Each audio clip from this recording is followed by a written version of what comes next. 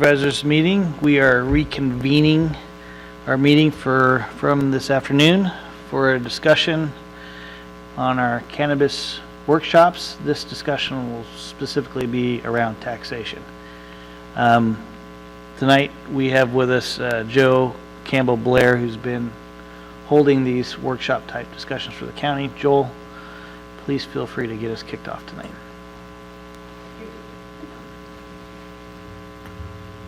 All right, well, this is the last substantive workshop.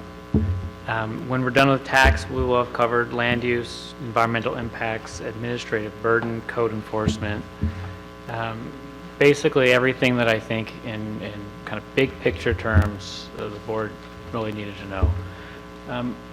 We could keep doing these for another year, and there will still be little things and details and regs and changes to talk about.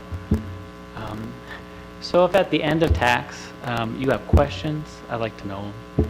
If you don't feel ready to move forward, we don't have to. We can always do something temporary for January 1st and keep working on the ordinance.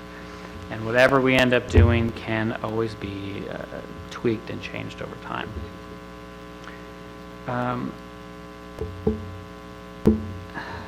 At the end, I also want to lay out kind of what I think the next two meetings will look like. The kind of pathways to go in and make sure that you guys have a good notice and understanding of what I'm going to ask you to choose between, so you can complain now if you think those are either too narrow choices or too broad, or you just want something else completely. So with that being said, let's talk about taxation. Tax is actually really interesting. It's kind of strategizing the best way to raise the most money, but it's also a lot of social policy.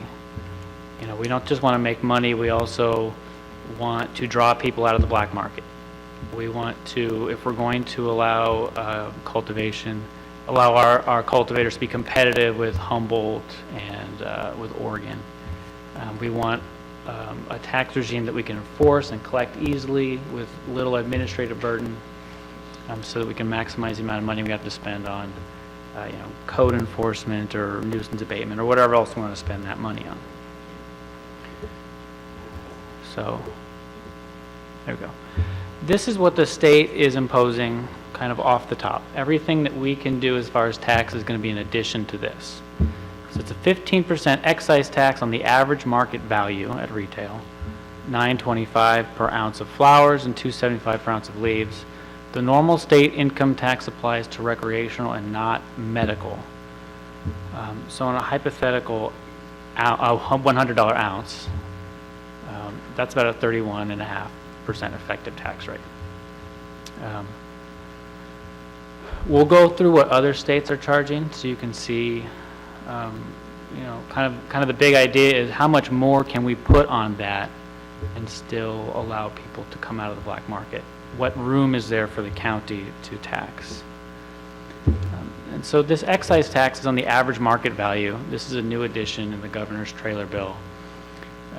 The Board of Equalization is going to basically tell us what the market value is of an ounce or a pound or however they'll do it. And then that'll be what it's taxed on. It's not going to be the actual retail. That makes it a little easier to enforce. You know that if a distributor is selling an ounce, you're going to get 15% of a set dollar value, so the state kind of knows it's a little easier to enforce. This is going to be something the distributor collects from the retailer. All basically the taxes will go to the distributor, and that way the state has a smaller number of people to enforce against. And that applies to both medical and recreational. Then there's the harvest tax, and that's going to be on ounces. And that is just going to be set. The board can adjust it. It's actually supposed to adjust relative to each other to account for the relative market values of leaves versus flowers. So if leaves suddenly become much more valuable, they'll adjust that difference to compensate for that. This is also collected by the distributor, or in some cases the manufacturer, from the cultivator.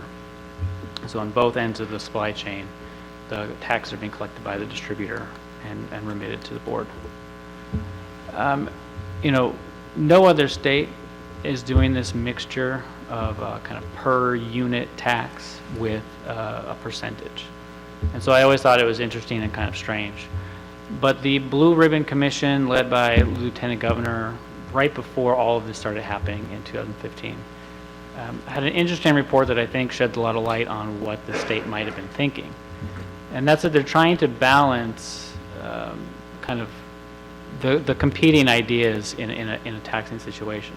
And so one is that kind of supply chain management, where you want to tax early because you're worried it's going to go into the black market, so you want to get your money soon. But then you don't want to tax early because that raises the end price more, and you don't want it to deter people from going to the black market. So they've split it a little at the beginning, a little at the end. At the choke point in the middle, it's just a distributor. It's kind of a pretty rational approach. And then they've mixed the price versus the weight taxes. If you just tax the value, and then the value plummets, as it looks like it has in every other state, the value goes down as it gets legal, your tax revenues shrink. If you tax the fixed weight, like we do a gasoline tax, we do 18% federal, it doesn't really matter what the price of gas is. In fact, if the gas price goes down, we actually get more tax revenue because people buy more gas. So by price, you get more money when the price is high. And if you do it by weight, you get more money when the price is low. So California's kind of hedged. No other state has done that. This will all be collected by the board. The county has no responsibilities here. And they're going to set up an office somewhere. They're directed by statute somewhere in Mendocino, Trinity, or Humboldt. So people can take their cash there, basically. On the banking issue, there really isn't any movement from the state, but we are seeing in other states small banks and credit unions deciding to go ahead and risk it and bank cannabis businesses. And there's actually a guideline from the Treasury, I guess, saying that they're not going to enforce against any bank that takes reasonable efforts to make sure that their clients are compliant with state law. So it's a little bit of coverage for banks, and they are seeing people use them. So to survey, kind of Oregon, Colorado, and Washington, these are kind of where they've set their taxes, is kind of where we can, or what's worked for them and had people come out of the black market allows us to fill that gap between that 31.5 and whatever. The problem is that Oregon is really, really low compared to every other state. They started taxing per weight. They abandoned it and moved to just 17%. Local governments can do an extra 3%. They don't have a state income tax. So at max, that's 20%. So we know that if the state is imposing a 31% tax already, our close neighbors are 50% lower than that right off the bat. So to the extent that we are in competition to keep growers, to keep the black market out, to keep consumers from going across state borders, we're already a little bit at a disadvantage there on just that tax. Washington started out taxing 25% at each level in the chain. Got a lot of complaints that people weren't coming out of the black market, and switched to 37% on retail. Plus there's 6.5% sales and some local taxes. That's the highest right now. And they had 1.3 billion in sales in the fiscal year ending just this June. They pulled in $314 million in revenue. So it's producing money for them. That, something's working. Colorado does the excise tax also on average market rate. Plus they do 15% on retail sales that medical is exempt from. They have their state and local sales taxes. Their effective tax rate has been estimated around 28-29%. I like this graphic because it shows what's happened to the price in Colorado. Looks a little small now, but They, like we are going to be doing, have their board of tax, or whatever they're called, set a fair market value that they tax on. They do it from the cultivator to the processor, not at retail, but you can still see in January of 2015, a farmer was getting $2,000 a pound. Now they're getting $1,300. That's a 34-35% decrease in the price. So I think it's safe to assume something like that would happen here over time. So if you're taxing percentage, you can expect your percentages to decline. A little brief overview of where the state taxes go in California. There's a tax fund. All the administrative agencies at the state level are going to take a cut to cover their administrative costs. There's going to be a bunch of money to universities, some to Caltrans to study, how to best enforce drunk driving with pot. And then of the rest, 60% goes to youth education, 20% to environmental agencies, and 20% to law enforcement. In each of these categories, they're supposed to be setting up grant programs for local governments. There's no guarantee what you're going to get, or how hard it is, or how competitive, or how much money it's going to be. But we'll at least have an opportunity to apply and compete and try to get it. It's tough to know now what that's going to look like. The only contingency there is in law enforcement grants. If we completely ban it, we're not eligible for the grants. You have to allow at minimum some cultivation and some retail, or you can't get any grant at all. Our local taxing authority, this is just the general authority we've always had.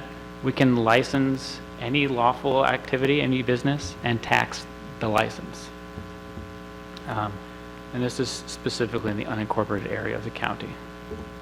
The Cannabis Specific Tax Authority basically allows us to do the exact same thing. It allows us to do pretty much any method that we would tax anything else in. So some counties have done a tax on the license. Some have done a percentage of retail sales. We can do either. We can do penalties and liens the same as we would do any other tax. The one wrinkle is that the board is supposed to specify whether it applies in the entire county or only in the unincorporated area. I don't know what this means or why it's here. This is the only indication I found anywhere that we can tax the activity that goes on in the city. So if that's something you guys want to do to the city, we can research that more, because it's in there. I don't know why, but it's in there. It's commonly understood that any tax has to go to vote by 2/3. That's only true if we specify a purpose for the revenue or it's a sales tax. If we want to do a general tax where the money just comes into the general fund and we spend it however we see fit, it's 2/3 of the board, but it doesn't have to go to the public. So that's how Sonoma did theirs. Humboldt, Mendocino had, they went to referendum or initiative. So that's how that happens. So our local considerations, if we do what Humboldt did, and we'll get to what Humboldt and Sonoma did as examples in a minute, but they put a tax right on the license. So you have a license to do 1,500 square feet, you're paying $1 a square foot, that's it. It doesn't matter if your crop dies and you make no money, you paid for the license. Mendocino has a percentage of your gross receipts at the end, so you're really only paying when you make money. Sonoma has a combination. It's you pay on the retail or on the square footage of the permit, but you can then petition at the end when your taxes are due to say, no, I really only had this much square footage that actually produced. And this is kind of thing where if you have to pay up front, but you don't know if your crop is going to work, and you're a small farmer, you know a lot of money, a big upfront cost might deter you from entering the formal market. And those are the kind of balances. On the other hand, putting a tax right on the license and having it due right then, or having it due every 6 months, is going to be the easiest thing for the county. It's not unlike TOT, right? You have a license, or you have a thing, you calculate it, you give it to us, and we have a register of everybody that does it. It's really simple. If we have to go out or measure the amount of area you have on your cultivation, or find who you are and calculate and look at your gross sales, those things are all administrative costs that then eat into your profits. Enforcement and compliance is always going to be an issue when our biggest enforcement mechanism is leaning property. and not all of this is going to be property owners. You know, if we go and do a nuisance abatement on somebody who's a renter, we're not going to usually lien the underlying property owner's land. So, you know, if somebody is allowing somebody to do something to cultivate on their land, you know, we would lien all assets of the cultivator. It might not be any assets to collect on. So those kinds of enforcement issues are tough. That's why having them pay up front is nice. And then collection, you know, people can come and pay in cash. People pay their taxes in cash. It doesn't seem to be a big deal. You know, the IRS expects you to pay taxes on your criminal proceeds. They can't expect us not to tax, whether they think it's illegal or not. So that should all be not a huge deal. So looking at Humboldt, it's $1 a square foot, and this is on the permit, not on what they actually grow. $1 a square foot outdoor, $2 on mixed light, and $3 on indoor. And you know, it's collected biannually. So you have every 6 months your taxes are due, you pay.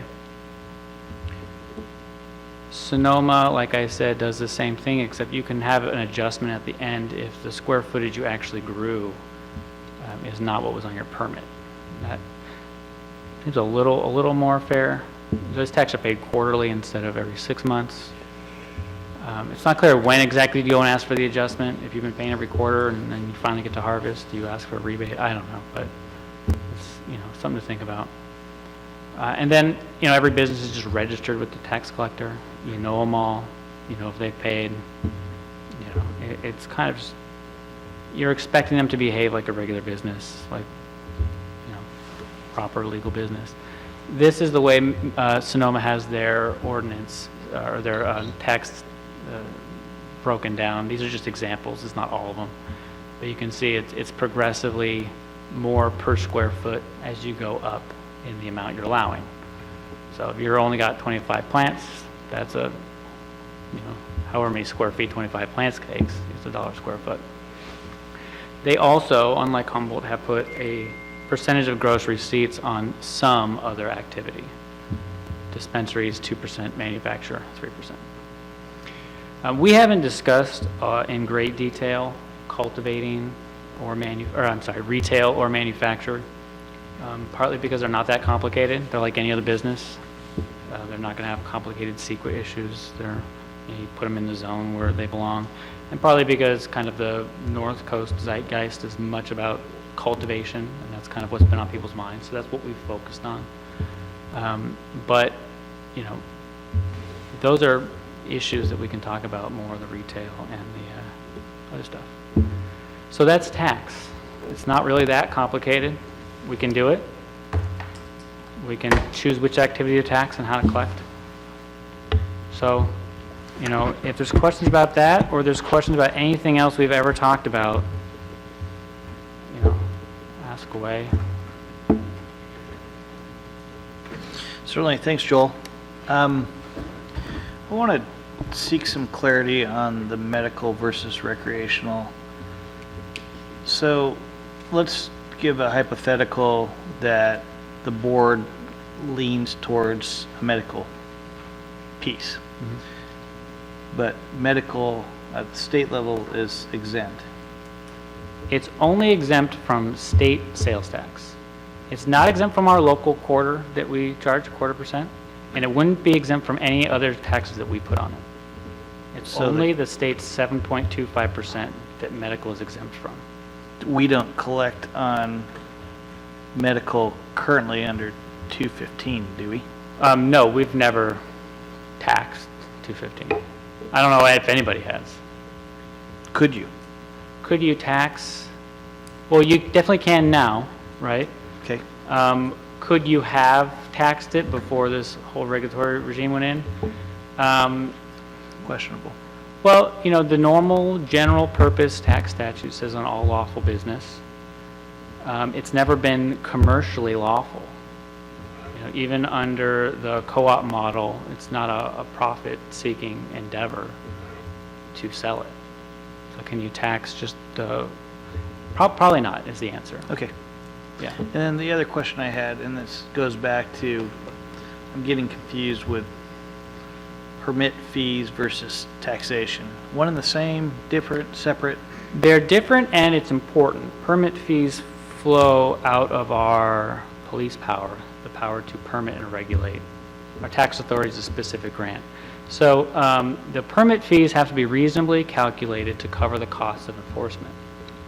If they're more than the cost of enforcement or cost of administration, then they become taxes on accident. And then if you haven't obeyed some of the formalities of passing a tax, you can get yourself in some trouble. Formalities like, if it's for a special purpose, it has to be approved by the voters. Any tax has to be approved by 2/3. So, four of you guys. Things like that. If you don't do that, which you wouldn't have to do with every regulation, you could get yourself in trouble if it's beyond what's reasonable. So when Mr. Young was here at our last meeting, and he gave the permit fee on a per acre basis of $118,000. That was not a tax. That was actually a permit fee for enforcement regulatory purposes. Uh-huh. And do they have a, I didn't even think to ask, do they have a taxation component? I didn't notice. I'm sure they do. I think he actually mentioned they're about to, if I remember correctly. Okay. I'm not sure if they do. But, if you're looking at a really big acreage and they've got a lot of staff, what's reasonable to cover your staff is what's reasonable to cover your staff. It's not going to be, it's unlikely anybody would challenge whether or not you really need that staff, right? So if you say, this is what we've hired to do this job and they need to get paid for, that's going to be reasonable. Somebody come in and say, you only need 2 people and you've hired 3. That it's unlikely you're going to get in any kind of legal trouble with that. Sure. Very good. Supervisor. How confident are you that the state will be ready by January 1st with anything? I don't know, 25% chance? I think here's more important for our purposes than whether they're ready, is even if they are ready and we don't have an ordinance, what are they going to do? Well, the way they did their programmatic EIR is that every cultivation site is going to need independent CEQA review, site-specific. So if we aren't doing that site-specific CEQA review, I don't think the state's going to do it. In fact, the regulations say that they're not.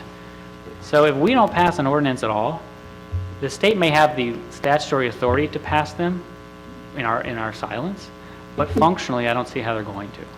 So even if they are ready, I'm not that worried that they're going to start licensing all these businesses up here. Apparently, they haven't even started on their databases yet to get this thing rolling. In addition to that, what I'm reading in Sacramento Bee is that there are 75 bills in the legislature that will modify some of these state regulations. So do we have any confidence that whatever we do is going to be not challenged by the state? I don't have any confidence that anything that exists right now is going to exist 2, 3 years, 6 months from now. The state just passed the governor's trailer bill, SB 94, I don't know, the end of June. It completely deleted the entire medical section of the Business Professions Code and just merged it with the recreational portion, which was a logical thing to do, but then it created a lot of little fixes here and there that are, I think, significant. One is it exempted counties from doing CEQA review on our ordinance if we do discretionary permits that require CEQA review, which is a really big deal for us. We don't have to worry about our ordinance. We just have to do it like a use permit, right? Those kinds of fixes, it's a constant negotiation between local governments and the state and industry, what's going on in other states. Nobody's got it figured out. It's going to take a long time and a lot of noodling before we have an ordinance that works at the state or local level. Please, Supervisor. Let me make sure I've got this right. The cultivation, regardless of whether it's medical or recreational, is taxed the same? It's taxed the same And that's collected by the distributor and given to the Board of Equalization. It's taxed the same, so the harvest tax, the $9.25 and the $2.75, that's the same. The 15% excise tax is the same. The only thing that's different is the 725, it's the state sales tax. The only thing that medical is exempted from. But now the sales tax, is that collected by the retailer? Yeah, the sales tax would be Okay, like so any other business. That doesn't change? That- Right. Okay. But if we add a tax on top of it, then Can you turn on your mic, Lori? my understanding with the medical, if we add a tax on top of that 7.25, Well- that's the only thing that's the only sales tax that we can collect for medical.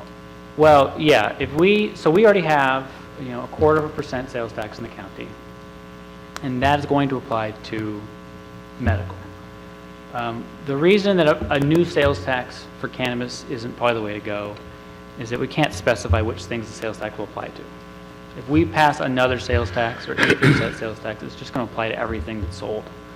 So either excise taxes or, weight taxes are on the permit. Would be a better way to target cannabis. But sales taxes, local ones will apply. But if we do the, just the upfront permit fees, whether it's, buck a foot or whatever, that can apply to both. Yes, Correct. yes. Supervisor.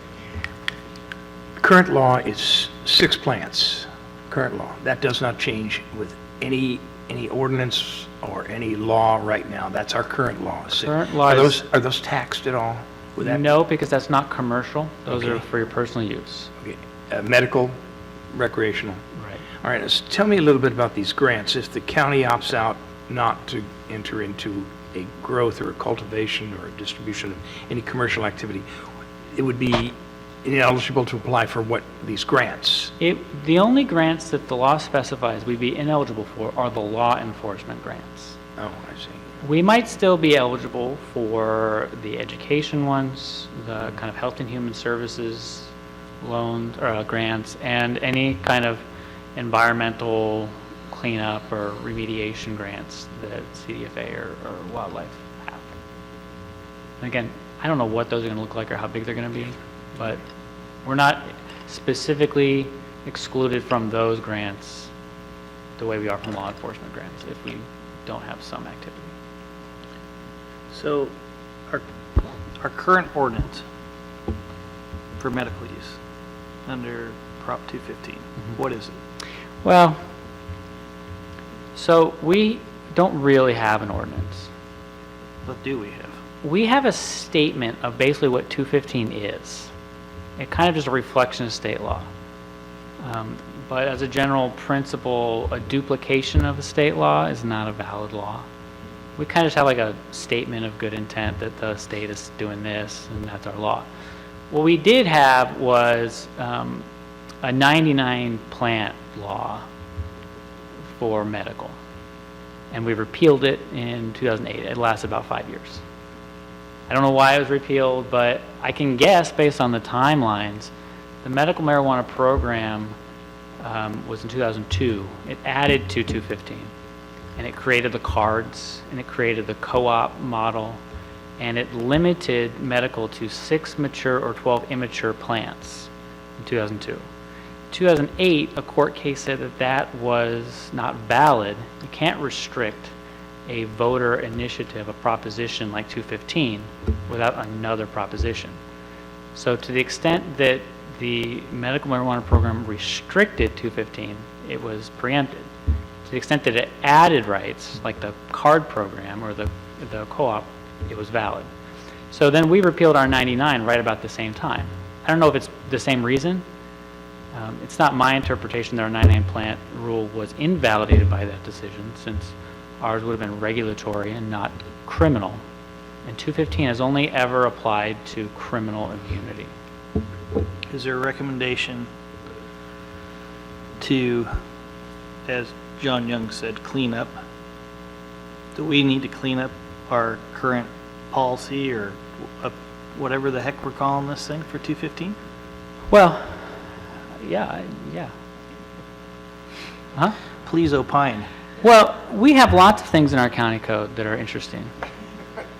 And it's just on my list. That one's on my list. Our nuisance code is more pressing. I think there's some parts of it that are actually really problematic. I would agree with you. And that, I was hoping to amend in conjunction with the cannabis ordinance, since anything in excess of what the county allows will be a public nuisance. So they make sense to do it together. Our ag code also could be affected by this, and that's another code that needs a little love. So, you know, our 215 ordinance has really no effect, and it's therefore no harm. You know, it's just on there. It's just there. It's not hurting anybody. You know, 215 is criminal immunity. It has nothing to do with civil, you know, it has nothing to really do with any of these new laws. The only thing that's affected by these new laws is the co-op model is going to disappear. And that's from SB 420, the medical marijuana program. How do we clean it up? Well, I just delete it. You know, whatever the board decides to do will have some referent to the rights of medical users. And so if what we say is you have your personal cultivation of 6 plants, medical or recreational otherwise, that's what you get, that will be enforceable civilly. You still can't criminalize anybody for having more than that because 215 isn't going anywhere. But you can still abate it as a nuisance or fine it. If the board wants to allow more personal cultivation for medical than for recreational, we can set a larger amount or set no amount. And really the only thing the board needs to do is say, if you're commercially growing, we'll regulate that. If you're growing pursuant to a doctor's recommendation, grow whatever your doctor says. You know, that's kind of the impetus for a lot of this, is that doctors have been recommending people can grow lots and lots of plants, 99. Saw one that was 1,100 plants, you know, and then law enforcement raids, and somebody's got I can grow 1,100 plants, my doctor says. Then the DA has to go into court and prove that's an unreasonable recommendation. You have dueling medical experts. And if you lose, you have to return all of the confiscated marijuana and possibly pay attorney's fees. And so a lot of places, most counties, most cities have just stopped enforcing anybody that's got a doctor's recommendation. This new system will make it a lot better because, you know, somebody who's growing 1,100 plants is obviously selling it. It's obviously a commercial endeavor. Now there's an actual legal method for doing that, and therefore there's enforcement. Continuing on that train of thought, obviously, if we clean it up, we're replacing, as you said, a co-op model. What would be that new model that would allow for retail sale of medical? It would be dispensaries with licensed cultivators. It would basically just be the same regime as it would be for recreational. The co-op model was basically a bunch of people who have doctor's recommendations, pool the doctor's recommendations so you can have one grow site.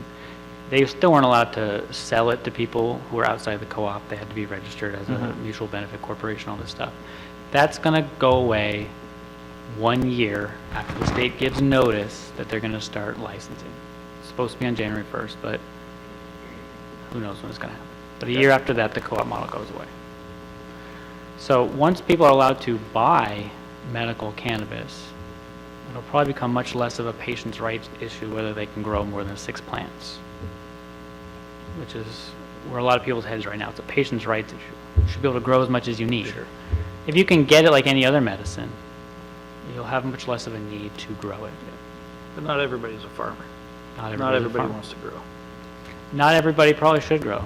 You know, the 6 plants that we can't tell them they can't grow, that applies to mobile homes, trailers, apartments. Not everybody should be growing 6 plants under lights in a moldy apartment in Crescent City. That's probably not medically the greatest process. It'd be better if they could just buy it. Supervisor? Well, that just reminded me, the 6 plants, there is a reasonable fee that we can charge for a permit to do that? We can have reasonable regulations on the 6 plants. And what that means is going to be a lot of trial and error for the counties. I can't remember, some small city in Tulare or somewhere, San Bernardino, put in a permitting process, kind of like a building permit, where you can get your 6 plants, but you have to have I don't know, a building inspector or somebody from the county come in and inspect your lights, your electricity, your whatever. And they sued, saying that that was unreasonable because it required a warrantless entry into the home to inspect. That's a little bit far-fetched, because a lot of the things, if I want to put in a fireplace or something, there's things you want to do in your home that you consent to allow people in to inspect if you want that permit. So I think that would be reasonable, but we're going to wait and see what the court says. But yeah, a reasonable fee.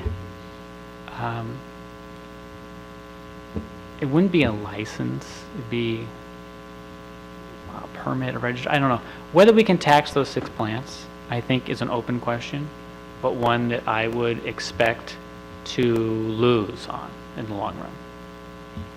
Yeah, I wasn't talking about taxing them, just a permit fee to take care of the inspection, Code enforcement.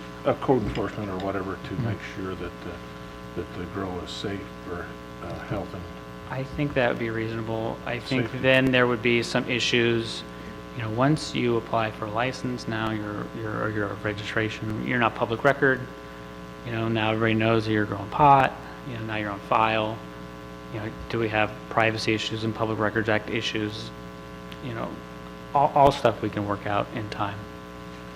But, the argument I would make if I was representing somebody who wanted 6 plants and didn't want to register is, your registration requirement is a chill and discouraging people from registering because it makes their private information public, and therefore it's unreasonable.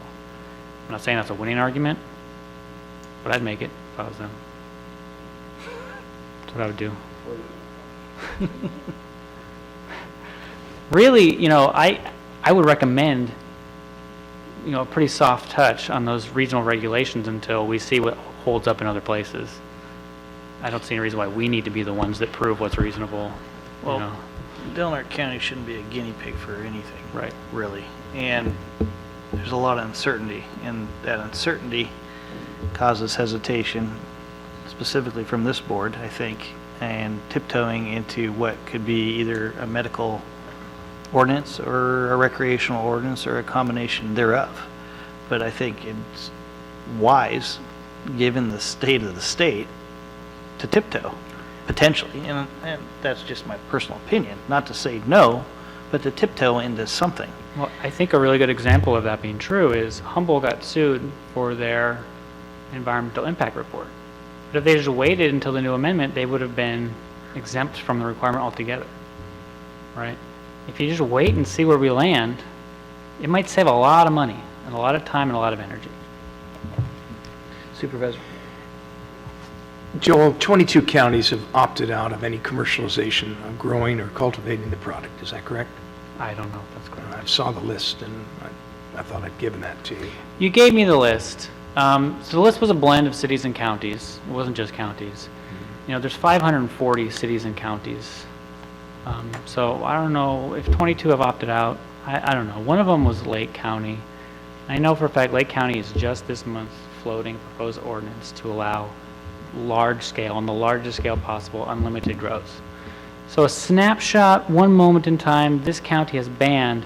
I don't know if that's something you want to rely on in saying these counties have opted out or banned.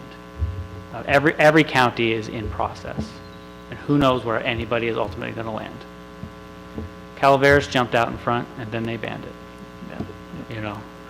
People try things, it doesn't work, they try something else. I'm not saying that there's no counties that are against it. I think it's actually more cities that have jumped out and banned it. But cities typically are thinking about retail, not so much cultivation. So I guess reflecting back on the past conversations we've had around this issue, it's apparent there's a lot of unknowns at this point, whether it's permitting fees, cost or impacts of regulating number of departments it impacts, do you or do you not want to tax if an ordinance is created? I guess looking forward into some decision-making processes, how do we go about tiptoeing into something? So we have it specifically from the state that allows for X for residential grows that we could potentially regulate whether or not it's indoors, outdoors. I haven't gotten the further gist behind that, but moving towards that commercial, whether it's rec or medical, that's where we get to potentially tiptoe. I guess, do we have the time, and if we don't have the time, do we have the time to gather up the county departments that could potentially be impacted, whether it's law enforcement, whether it's CDD, whether it's Health and Human Services? Do we have a time to gather them up, whether it's Ms. Lopez's department, taxation, whether these, we could gather enough people in the same room together to see how our departments would be impacted and potentially what a permit fee might be if it's regulatory, and potentially what tax would be over and above what the state has for rec or, So we don't have time to do that by January 1st, okay, but no matter what we do, we need to do that. Even if we pass a full ordinance now, to assess it and measure it ongoing is going to require that same group of heads in the room. sure. You know, I think if we aren't ready to move forward, we can just slow play it and assume the state's going to do nothing.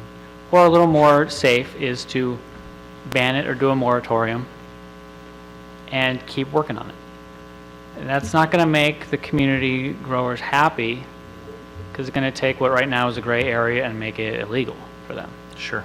Now, unless all of a sudden we start funding a bunch of code enforcement activity, they'll probably, Be status quo. yeah. But technically it'll be illegal. Understood. Jerry? So you're wanting to work on the nuisance ordinance and put this, and integrate this, I guess, or have it be part of that. So what are we talking about next steps? If you're talking about, well, you know, we can push the cannabis part of it to the side, it seems like we still need to work on our nuisance ordinance. So is that a goal then, to have that done before January 1? No, the nuisance ordinance is a thing that I think needs to be fixed, but I don't want to tell you why in public. Thank you. Let's just say that it's going to get fixed, and the definitions of what is a nuisance, growing cannabis in excess of the authority granted by your license, is going to be a public nuisance. That's the only tie-in, really. Okay. But, I mean, the real tie-in is that we're going to be abating nuisances, and we need to use a process that I want to fix. Good. So, yeah, I before we are on a wide scale taking people to administrative hearings, we're going to have a different nuisance ordinance. Yeah. So, Please. what are our next steps? What input do you need? Do you need input from this board? Well, Are you going to? he needs direction. Are you going to put some Here- things together and here's- then present them to us? And- Here's what I want to give you, because having to know all the laws and all the contingencies and all the details and what's happening in every other county is exhausting. But if you told me what you're thinking you want to do, I can focus on that and know it really well. So what I want to do is what I already told you to do, is bring forth, you know, 2 or 3 or 4 broad stroke kind of ordinances. Have you pick one and then bring forth specific ordinances.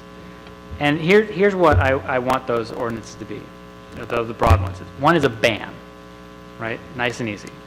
The other one is real small, kind of cottage industry level, artisanal. Humboldt has an artisanal kind of, I think it's 3,000 square feet, and you have to live on the property. That type of thing, that would be, easy, we can see how it goes, expand later, contract, whatever. Rec, medical, both. Whatever you want. Okay. I was guessing you'd probably want to do medical, but whatever the board wants. And when you're on that scale, just, Can I call this Joel's wish list? you can call this Joel's wish list. So here, the last one is the ordinance that I think is the most interesting as like somebody who looks at laws all day, but I don't know if it's any better. You know, when we did the land use talk, I kind of tried to set some parameters of what is just outside the realm of practical. And so if the third ordinance was as much cultivation as possible, consistent with the following parameters: not in the coastal zone, not in ag, and no changes to the general plan. We're looking at fairly small to medium-sized grows on PO and TPZ, and people are going to have to get conversion permits or something, and it's not going to be anywhere that's going to affect scenic resources or environmental resources. It's not going to trigger a general plan amendment. As much as possible consistent with that, might not look that differently than the small cottage industry one, but we'll see. And then the fourth one is, you know, if you guys want me to come back with what it would look like to really allow, you know, widespread marijuana industry here, you know, coastal zone, general plan, CEQA. If you want to know what it really looks like, we can, you know, it would be really expensive and it'd take forever. Yeah. Well, we have a varied audience and they could weigh in on that, Supervisor. So what I'm thinking is if I give you these three and you choose which one you want, and then we bring in the departments, the stakeholders, now we're pre-focused. Now we don't have to talk about, you know, amending the general plan of the coastal zone or all this stuff, because we've already narrowed it down before we handed it off to your group. Understood. And in these is, you know, kind of an a la carte ability to select if you want small manufacturing, if you want retail, what you want to do about licensed distributors, things like that. But the crux is really the cultivation, because that's what I think people really care about. Okay. Any further questions for Joel? Well, you're just, you're saying you think most people are concerned about cultivation, and I'm assuming that's true from the conversations we have, but there is retail too. I mean, my head tells me little retail, you know, but. There's not as much legal complexity to retail. It's kind of, do you think it's good or not? And so we haven't spent a lot of time on it. The only real considerations are, is the city going to allow it? And if they're going to allow it, are they going to get all the tax revenue from retail and we're just going to miss out even though people are going to be buying it anyway? Those kinds of things, those kinds of balancing strategic issues that aren't really legal issues. And can we, you know, regulate how close it is to kids, schools, how many we have for, you know? Yeah, sort of- we yes. can do all that. You know, we can pick what zones they're in. We can decide how many permits to issue. We can decide how close they can be, or we can insist they all be right next to each other. We can create a little red light district of marijuana retailers. Let's not go there. Whatever you want. Gosh.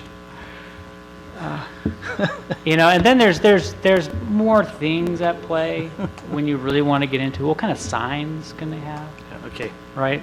First Amendment issues. Okay, Joel's wish list is getting a little long now, so. Yeah. Supervisor? So on the ordinance side, can we split this basically and we'll say, here's what we want for medical marijuana, here's what we want for recreational marijuana. So we can say, we can decide whether we want medical or whether we want recreational or both or none. Yes.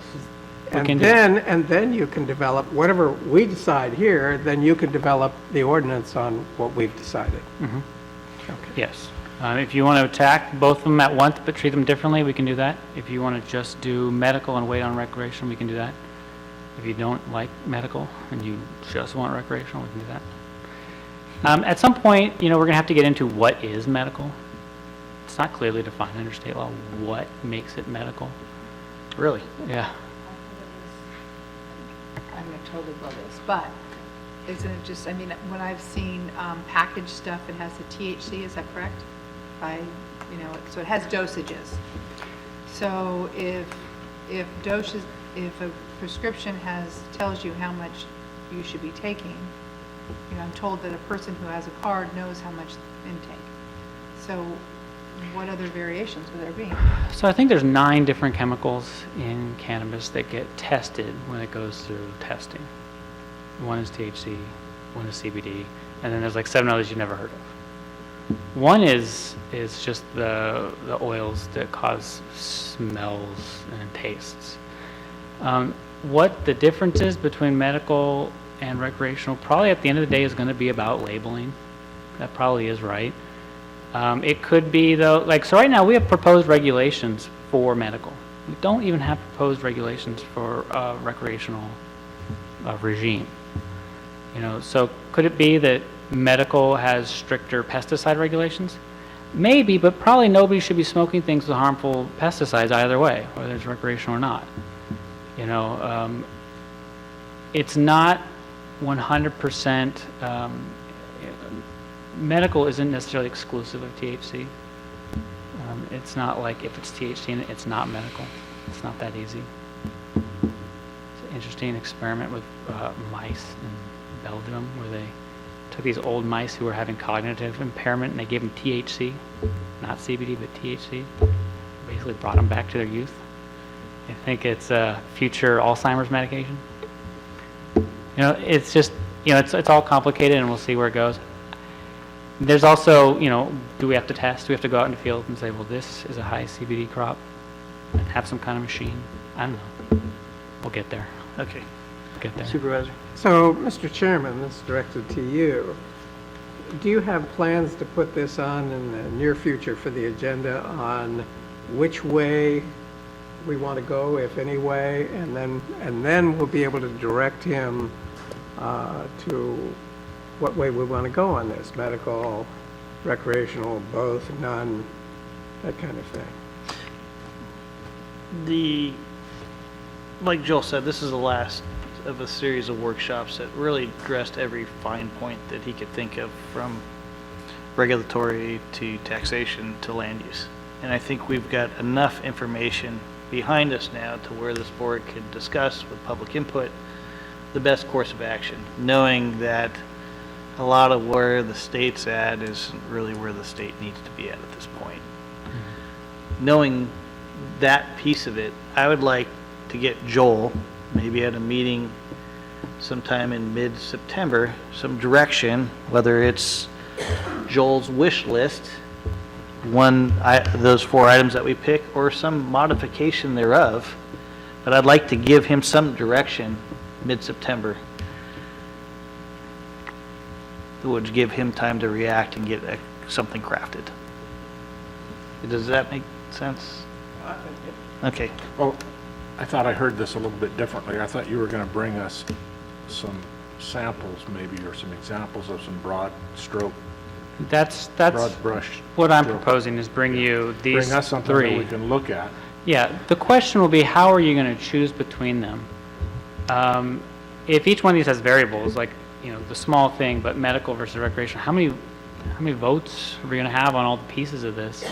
How does the board want to choose to give me direction on which way to go? So that's Joel's broad brushstroke, those 4 items. There might be a board broad brushstroke or small brushstroke depending on community input. I mean, we don't know what those brushstrokes are going to look like. My hope is that, crafted from a meeting in September, is that we allow him to go craft 1 or 2 things that we could essentially air out and come to a conclusion in October with.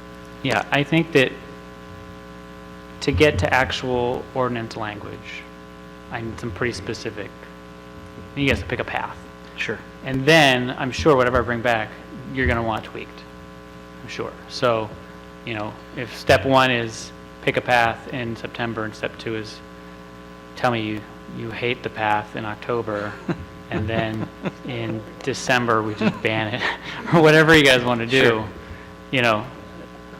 It's just a process. It's just, how does I doubt the board is going to consent to any one, right? So how does the board want to vote on a whatever. That's the board's choice. Very good. Well, Joel, if you don't mind, I'd like to take some public input at this time, and if the board has more questions, we'll go ahead and bring you back up. Thank you. So everybody, you've heard some discussions centered around taxation and a whole bunch of other ideas getting tossed out there. If you're welcome to come up and make public comment at this time. It doesn't have to be specific to taxation at all. Please feel free to offer any suggestions or brush strokes you think might be brush strokes that this board should be considering. And we don't bite. I think you guys all know that. You've been very free. Okay, maybe Supervisor Hemmingson bites. Good day. Please state your name for the record. Hi, my name's Russell Enriquez, Hi, Russell. District 3, voter. Not that great a public speaker, so I'll just try to get through this by looking down at my paper here. First of all, why I'm speaking, a lot of my friends are like, why are you putting your face out there? You know, just dig in deeper. This is all going to be over soon. Just stick in the black market like all of us, but I think it's an important time in history, and I just kind of want to do my part, something that we've all wanted our whole lives, you know, legalize it. It's been a mantra of pop culture for 30, 40 years. The industry's changing. From what I hear from all my friends and everything, the black market's getting tougher and tougher, and the legal market is getting easier. You know, people are having trouble making connections and whatever, but if you go to the right club and you've got, you know, your product and the test results saying it's clean and a permit and a track and trace sticker, that, you know, no problem, you know, sold. So yeah, basically we want to be legitimate because it's going to make it easier for us in the future. The industry is definitely changing, and it's, you know, just a side note, it's pretty interesting knowing all these people our whole lives and seeing which of our friends in our lives are basically digging in deeper and which are trying to, you know, become legal and get public, and it's kind of weird to see which one of our friends are just kind of love being outlaws. Anyways, my story, I've been around here for 20 years, came up, went to Humboldt, got a biology degree, worked in the fisheries industry, ran a fish hatchery down in Santa Cruz for a few years. It's good work, it doesn't pay that much. I'd much rather be a farmer, and we are a bit, you know. We've got some property here. We've had it for a few years, and we grow veggies. We just had our inspection by the ag department. We've got a producer certificate. We've got over 32 varieties of food, hundreds of plants. We don't have any cannabis right now. We're too scared. That's the truth. We do have a lot of things. We've got land. We got a well, the solar pump. We've got a use permit for a farm stand, which converted part of our property into commercial ag property. I've got a water board notice of intent from last year for 2,000 square feet. That one was free. I would like to do one more just to have it in place for this year, but I don't really want to spend $1,000. I saw the meeting, I saw Mr. Young say $1,000 isn't a lot to these people, but it definitely is a lot to us. What else do we got here? Oh, and also I've talked to a dispensary in Arcata, and they said if you come in here with the right paperwork, we'll work with you and we'll take a look at your product. So, let's see. Yeah, so we've got our use permit. We definitely want to develop it. We're hoping that we can get a permit for next year. We're going to need a lot of infrastructure next year. It's going to be a lot of, you know, we're going to spend a lot of money in the community to get up to speed on our property. I don't know. Let's see. I'm terrible at this. No worries. I watched the last meeting, and I saw a few questions. One of the questions I saw was how many growers are in Del Norte, and in my personal opinion, I think that commercial outdoor growers, there's easily less than 100. It's easily, it's going to be easy to regulate. I mean, I've spent a lot of time on Google Earth looking around, seeing what people got in their backyards, and I really don't think that there's that much around here. I do think there are more than 100 indoor growers. It's really easy to do and hide and get away with. And I don't like indoor growing personally. You know, it's a waste of electricity. It's really not a very green thing. People spray pesticides and fungicides in their own houses. You know, they get outbreaks of mold and mites in their garage, in their attached garage, and they'll go in and fog their homes. And it's rental houses too, and you don't know if you move into a rental house and somebody sprayed the whole thing with fungicide right before you moved in. And so, yeah, I do think that with the 6 plant exemption, I don't think you should force it indoors. I think that outdoors is way more natural and a lot easier on the environment and a lot healthier for residents. Let's see, I do you, think that Russell. cannabis is good for Russell. tourism. Oh, is that 3 minutes? No worries. Yeah, you've been up for a little while. I've let Okay. you go on, but go ahead and wrap it up. Oh, okay, I'll wrap it up. I do think it's good for tourism. Recently, I was in a restaurant around here, and I heard some people came into town and said, what do you want to do? I said, well, let's go to Brookings. Let's get out of here because we want to go to a dispensary. They probably would have stayed in town. Recreational versus medical, we don't care. We just want to grow it.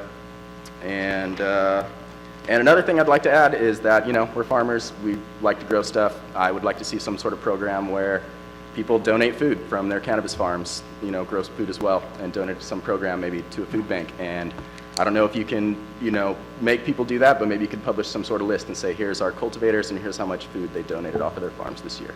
Anyways, thank you. Thank you, Russell. Appreciate your time.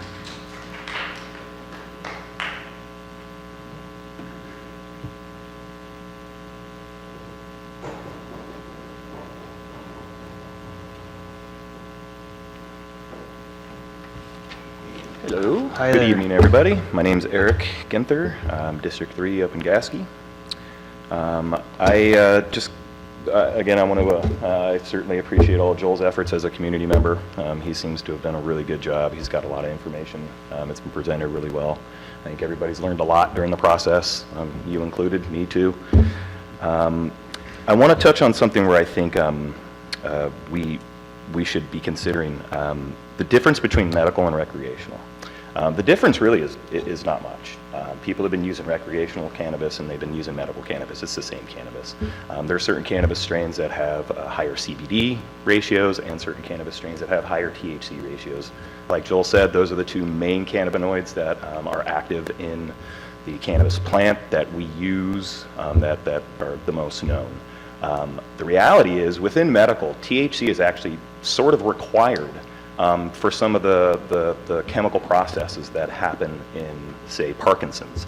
Parkinson's CBD alone does not sometimes affect the muscular part of the body. So people can, they have a little CBD with a little bit of THC. The blending of those two are usually what bring on the most medical benefits.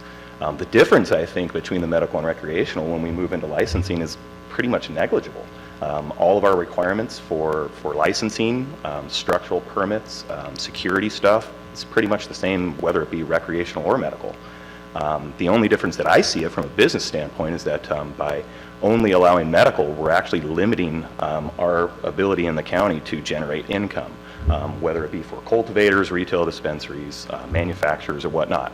If we were to only have a medical license ordinance here, we would you'd be limiting the industry here to a small amount of medical either dispensaries in the state or our general local area, which in turn is going to affect the tax revenue that you intend to hopefully get. So those are just things that we all have to really think about, because the reality is if you only allowed medical, we would all be growing our medical cannabis just like we would. We would follow all of the guidelines, but we'd have a restricted marketplace. The state of California has implemented recreational, and just like the state of Oregon, the state of Washington, the medical dispensaries tend to start to go away when that recreational market becomes mature, which then we will have to revisit this whole thing. If you're going to allow us to infrastructure and spend the money to become medically licensed in a year or two when the state decides they're going to either completely get rid of medical, they're trying to blend it together, but the reality is the medical market is going to slowly dwindle away, because a medical patient can actually go into a recreational dispensary, provided that recreational dispensary provides that type of medicine for them. So the consumer takes over the what that retail dispensary would sell. So in our county, just quickly, if we had recreational and medical, those recreational dispensaries can sell medical product. And it would be up to the consumer to dictate to the owner of that dispensary, like, I want this strain because this helps me with my Parkinson's or whatnot. So just something to think about. We're going to do whatever you guys want us to do. We've been trying to be really active and very open. And I'm just glad to see us we're getting to this point. So thank you very much. You guys have a good day. Thank you.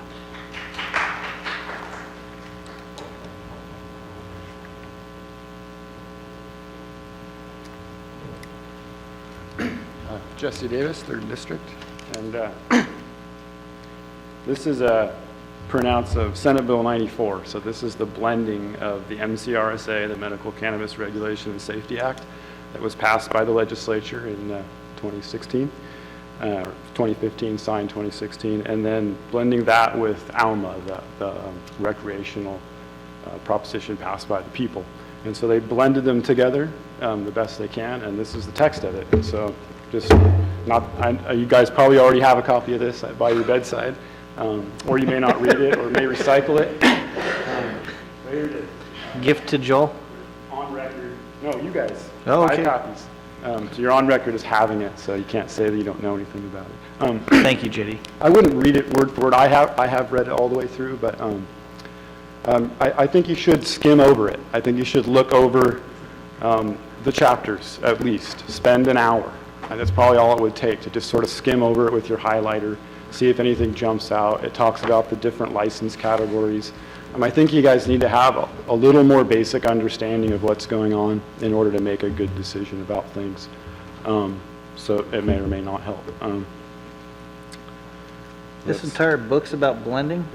Yeah, it's in legal terms, so it's a lot of, repetitive speak, but when you scan through it, you can kind of pick up the key things, you'll see. Just real quickly, we won't ever really be competing directly with Oregon until this is all legal federally. There's no crossing of product over state lines. Oregon product can't come here, vice versa. So there's really no competing with Oregon except for your retail outlets. You'll have, and a customer, can make a decision to go across the border. But in terms of cultivation, it doesn't have anything to do with what's going on in Oregon, tax rates or whatever. Cultivators in California have to sell their product in California. Let's see. So as state regs are changing rapidly, that shouldn't be something to discourage us from learning about what's going on and working on it, because then we'll just be all that much farther behind when things do get finalized. So as state regs are changing, it won't affect the county all that much. It's good to wait and not, like, Humboldt spent a lot of money on EAR that they ended up not needing to do, but it was good because they learned a lot, and they have a handful of permitted operations that they wouldn't have had now if they hadn't done that. So they're a step ahead. Their farmers can get into the marketplace. The counties that have issued permits allow those farms to get established into the marketplace and start being legal, get their brand names established, et cetera. Like Russ was saying, being able to do business legally with the dispensary requires that permission slip from your locality, some kind of permission slip. It doesn't necessarily require a full-on ordinance, but you have to have the okay from the county. And then a general tax, I think, would work great. You guys can pass it without having to go to the people, if that's easier. I like things to be passed by a vote of people, but if that doesn't work, there's not time for it, I think a general tax would work just fine, and put the money in the general fund and move on. Humboldt's $1 a square foot tax is totally reasonable for collecting that tax up front even before a crop is successful. I never really answered your question from a couple meetings ago about the number of growers. I kind of just took advantage of that to kind of go on a little bit of a rant. Russell answered it. It's probably pretty accurate. There's probably less, than 100 commercial growers. There really aren't any commercial growers here who are in it for the money. That'd be kind of dumb. If you want to make money growing cannabis all these years, you go to Humboldt, you go to Mendocino, Trinity. You don't set up shop in Delmar. Everybody knows that. That's just, suicide. The people who are here are because they love it here, and they're doing it for themselves.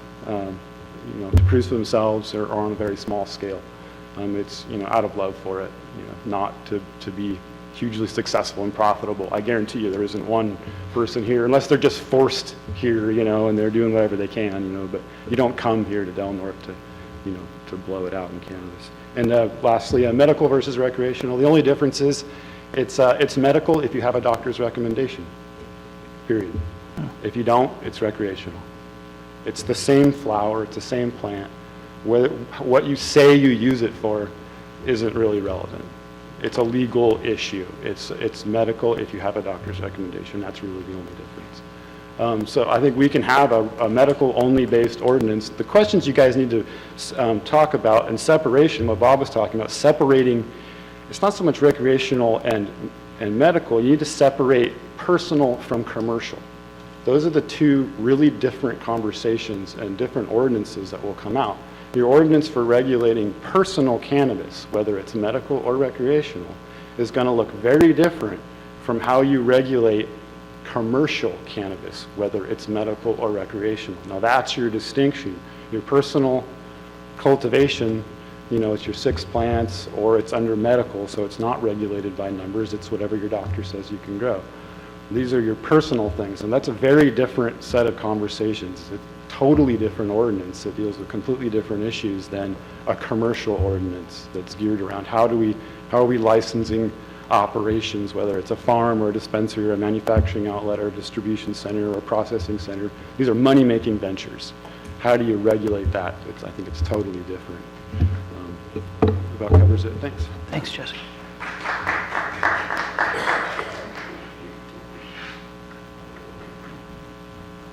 Hi, Good I'm Chelsea evening. Byer, 3rd District.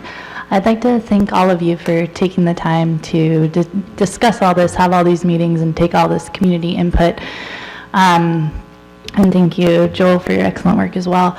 I read online on Forbes magazine that the cannabis industry is the #1 growing industry in the country, and we here in California are North America's leader in the industry. Del Norte County in the past has had a tendency to be a little bit isolationist, and I don't think it's served us very well. I see hundreds of thousands of people traveling through here every summer. I live in Hiuchi, so the traffic, you know, going through Jed Smith, you all see it as well. And I would love to see the county capture every single penny from these tourists that we can. And that's why I think it's incredibly important that you don't limit this legislation to only medical, because that's going to create only medical dispensaries, no commercial shops, no sales tax revenue for the city or the county, and that could be thousands and thousands of dollars that we're missing out on. The tax can be used for different pet projects, whatever you want to do, you know, take a certain percentage and give it to the Harrington House, put it to your, you know, take a bite out of blight project, whatever it is that you want to allocate these funds with, you have the power to do that. You have so much power to do all of these things. I'd like to echo also what was mentioned about not limiting our rights with personal cannabis or 6 plants. I know in Yolo County they limit it to indoor, and I just think that's, you know, it's not sustainable.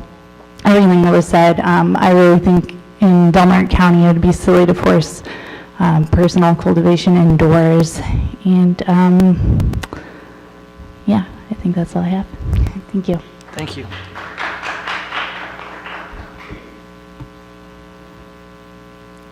Does that wrap it up for public comment? Come on up, please.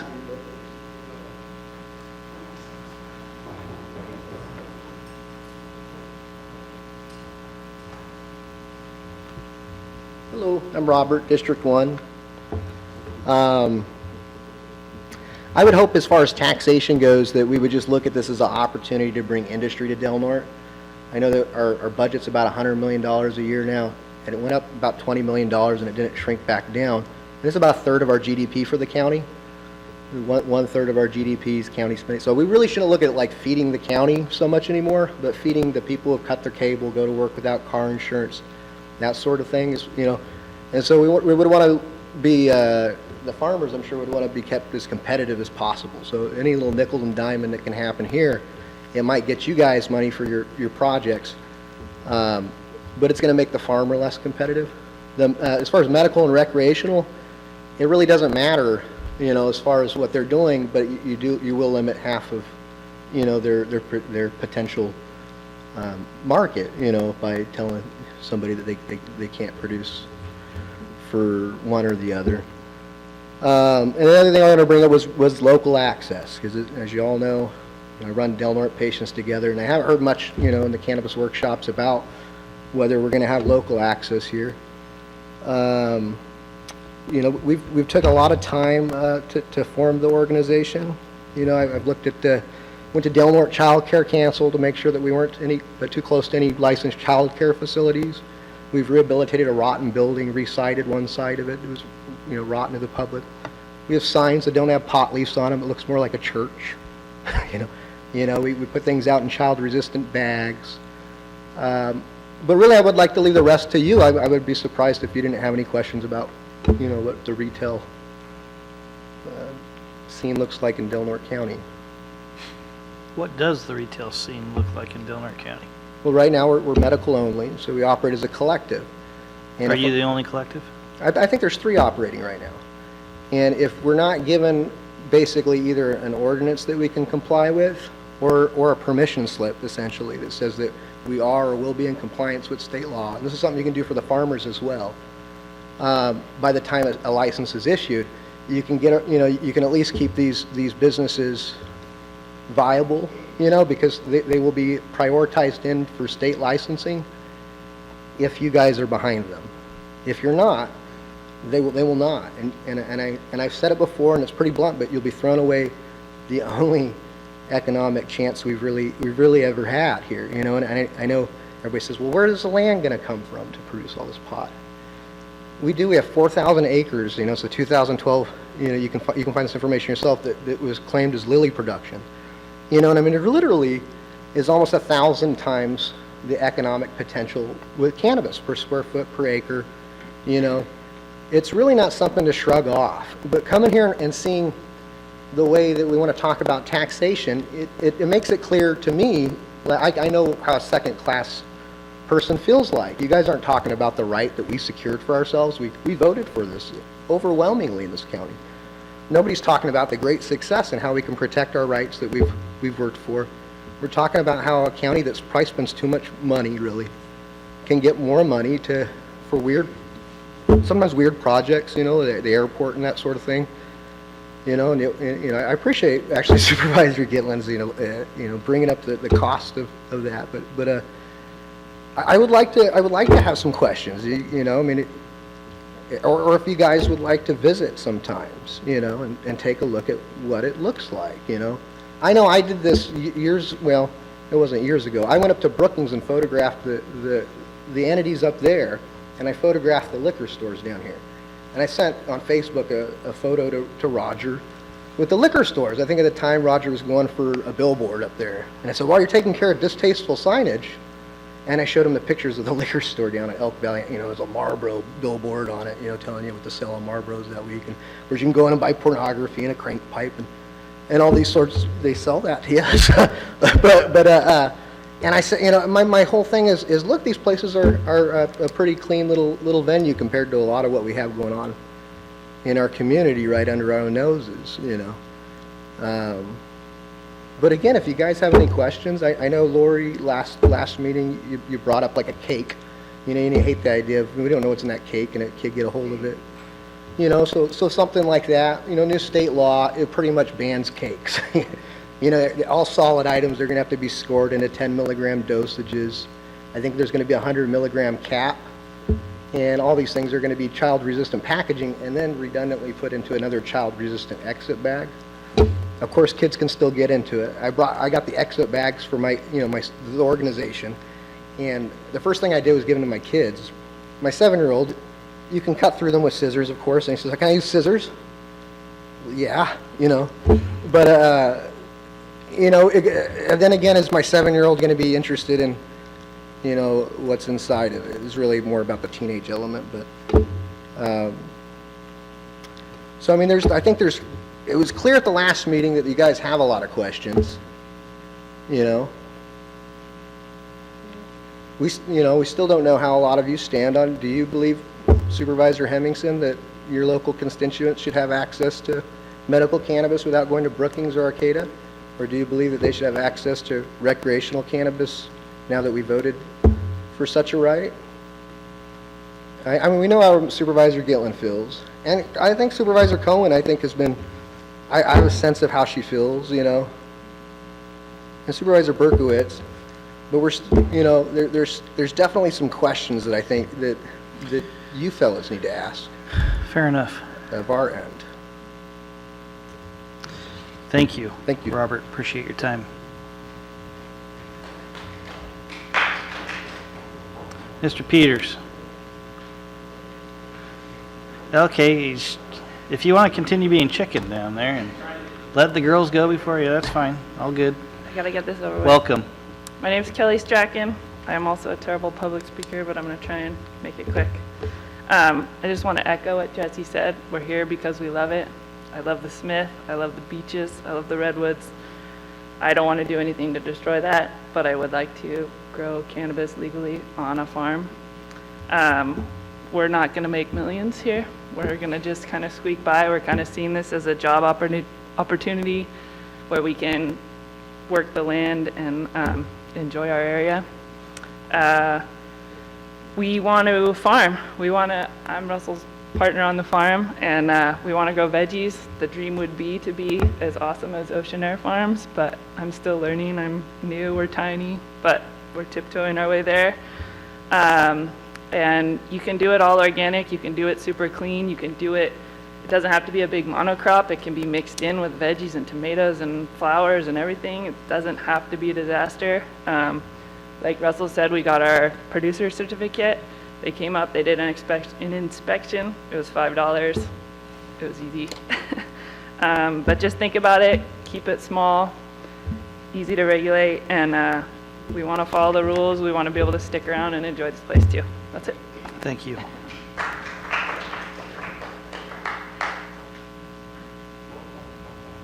There we go. No, you won't. I'll cut you off. All right, Welcome, I'll try Jim. to keep it to 3 even. So a couple of things that I've noticed, and I guess the first thing is that there's a lot of questions, and a lot of questions that probably won't be able to be answered right away.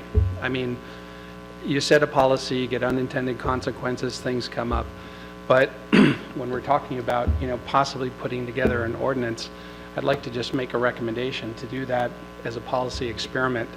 And some of the people in the forestry industry or others will, you know, learn or recognize adaptive management. But essentially, if you set together a code that is almost structurally able to be revised later on, where there's a data collection process that tells you things like how much revenue, first of all, do we expect to generate from this? What are the bounds of such a policy? How does it fit into the greater picture of what we've envisioned for our broader Del Norte community? And what kinds of things can we do to set policy so that we drive rather than are run over by the state? So sitting back and not doing anything at this point probably wouldn't be the best option, because the state will run its own laws.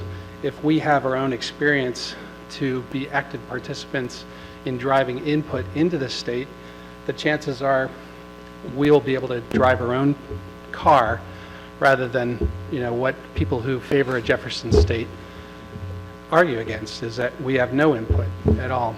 So I'd like to see something like that, where the bounds of whatever ordinance are carefully thought out with specific goals in mind. We want such and such in revenue generation. Where does that come from? Agriculture, retail, tourism. What kind of tax base is it going to generate, and what will it cost for the regulation?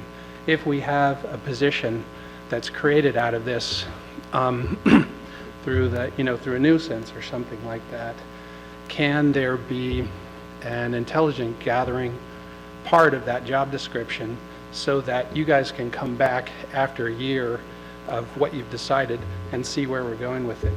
And do you want to create a policy period of 1 or maybe 2 years to be able to look back and say, okay, now we know what's really happening.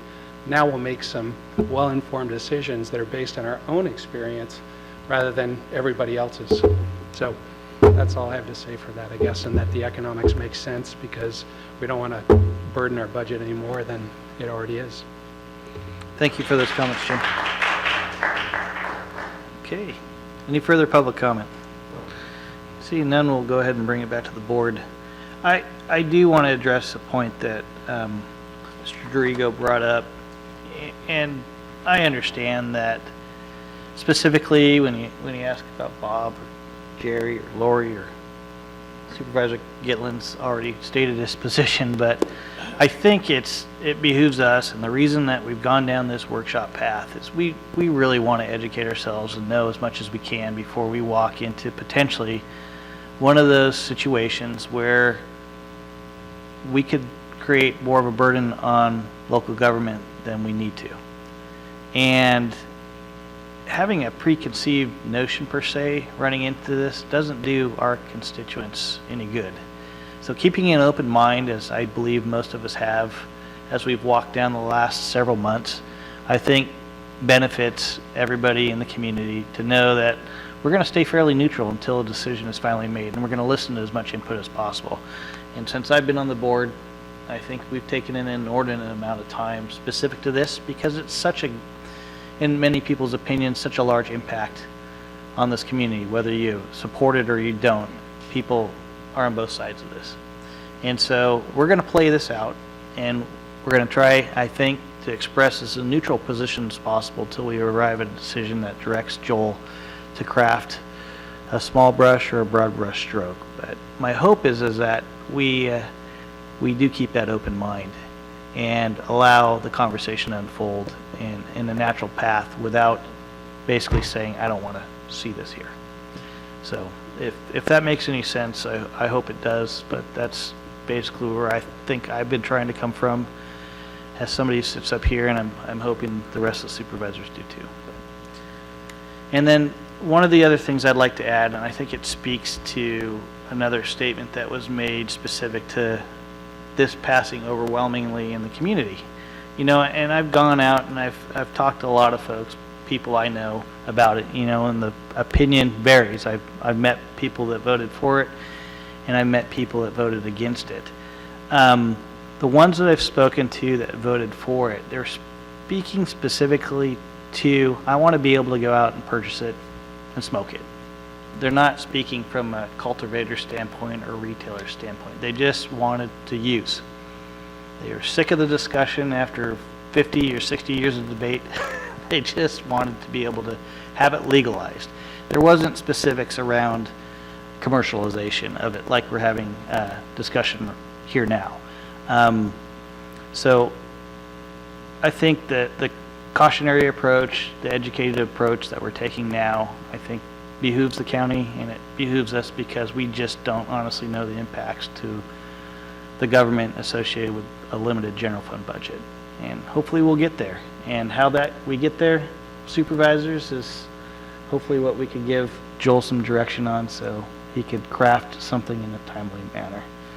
And I'll leave my comments as that final. If you would like to add anything at this time, please feel free. I just had a couple things that came out of the comments today. You know, and you and I have spoken several times outside of here about it, and you feel that there's a big opportunity for money. Yet I hear you guys say we're not going to become millionaires, we're just going to grow.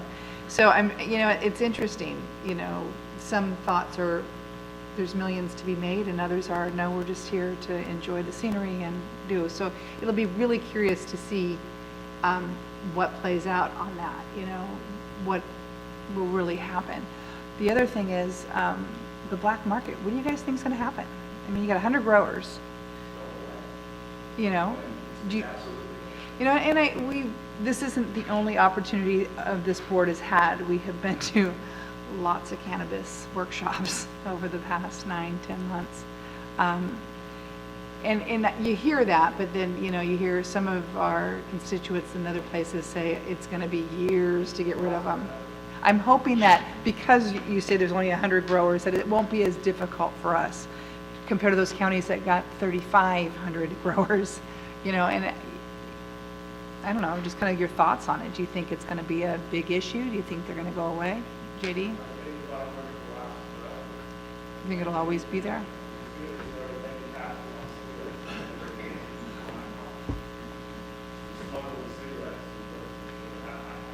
But I mean, even in Del Norte County, I guess, I'm just talking about us here. You think it will never go away completely? Yeah, but Eric thinks it will. So it's interesting. Disagree with the fact that, I mean, define go away, I suppose, would be a pointy question. I mean, going away, I think what Jesse might be saying is that the black market exists in large scale and small scale. And so you may always have a black market that's fairly small scale, where, you know, you've got some friends together, one that has an Asian space that's unregulated. He may grow the best or that his friends know of, that can get that type from a dispensary, so they're gonna go to their friend. That won't ever. That doesn't go away with moonshine. People, I know people who, you know, Still, yeah. distill their own alcohol, and guess what? It's probably some of the best people that get it. So they get it from that vendor. But, I mean, large scale grow operations are absolutely gonna go away. The regulatory marketplace has been demanded, enforcement aspects have been demanded. Us as cultivators who want to, and I mean, I don't know, you know, I want to be in my own business. I don't just want to be a cultivator. I see a larger opportunity here, but we will always self-regulate. I mean, if we're putting ourselves out to spend the money to become, you know, legitimate, we're going to expect that our community also does that. And, you know, and I know we've had this discussion, we are willing to regulate also. I mean, if we see a 25,000 square foot outdoor cultivation area that we know is not legitimate, or even a 10,000 square foot, I mean, you know, there are avenues to bring them into compliance around the open. The large scale will go away. Yeah, we've heard that too, that the industry has self-regulated in other areas. Okay. We're-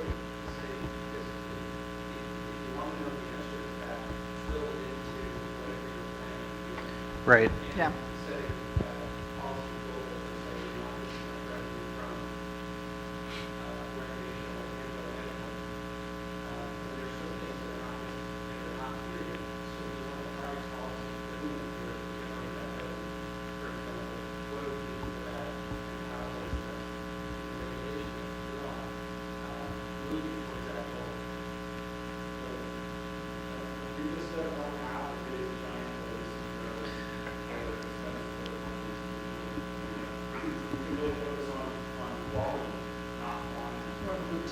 Yeah.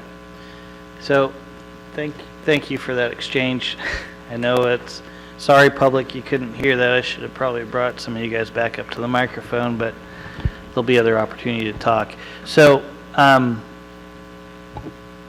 think, Joel, we need to get back together in September. Obviously, time is of the essence, specific to crafting something. I've heard you now mention, let's call it, for lack of a better thing, Joel's wish list, a ban, cottage industry, and then two others. One completely widespread, thank you for joining us up here, and the other kind of narrowed down, but still commercial. Yeah, the other being about as much as we can do with the parameters that will make it administratively feasible. Okay, so if we're gonna go off your wish list, there's one in there that I guess would be my approach, and this is my cautionary, tiptoey, dreamy approach. So this is not a ban approach, but it's an approach that allows us to get our feet wet with some growers, and it's a pilot project type approach. I would like an option, a fifth option associated with what a pilot project would look like, associated with an RFP that would go out to cultivators, an RFP that would go out to retailers, so we could get a grasp from department heads on where potential impacts might be if we were to launch something January 1, 2018. But that would be a fifth approach, per se, Okay. to the list that you've So let requested. me ask you this. With either the small kind of cottage industry boutique or as much as we can do feasibly, we could do a pilot program easily by just setting how many licenses we want to do, doing RFPs. So, you know, I guess instead of being a fifth option, it would be like an enhancement to the attitude, right? If you guys know the size and type you want to do, we can always start with a pilot program. We don't know the size and type, Right, I that's, guess. that's what I'm saying, like, the pilot program is a fifth option, still has to decide the size and type in order to do a pilot program. Okay. That makes sense? Yes, I understand. So I can definitely come with what a pilot program would look like, Okay, and then you'd have to decide how big, what type, you know, is retail going to be a part of it, all those kinds of things. and please, Right, right. If you say that, pilot program, 3,000 square feet, 10 permits, boom. okay, and then please elaborate a little on Senate Bill 94, this blending, this medical versus rec. I, for one, would like to see our 215 program cleaned up, for lack of a better term. Well, Now, let's say we clean that up, we start down a fresh path with a pilot program, whatever the board chooses that might look like, or a complete ban. I don't know. But let's say we walk down that path. How does this Senate Bill 94 affect that if we just did medical, per se? How does it affect 215 rights? No, how does it affect?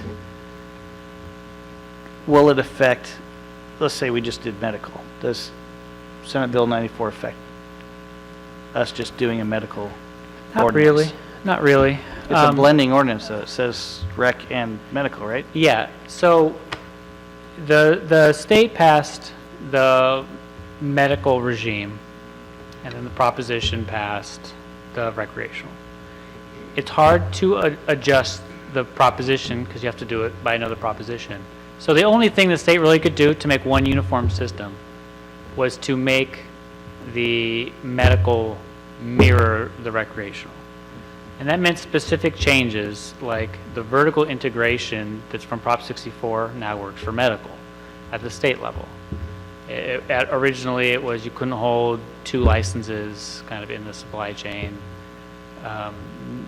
Then with Prop 64, you could hold all of it. You could just be one big, massive conglomeration, whatever. Those are state level things. We don't have to allow vertical integration, right? You know, all the same rights, all the same choices we got to make when they were two different sections in the Business Professions Code still exist. What SB 94 does is some interesting tweaks and changes, but it doesn't fundamentally change anything about our local control or our ability to choose medical over recreational. The blending, you know, basically it used to be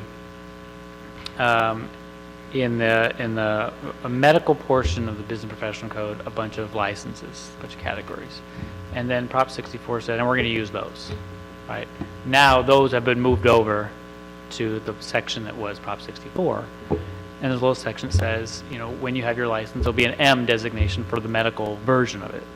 You know, it's just a kind of administrative, practical blending. It doesn't tamper with our ability to keep them separate. Very good. Thank you.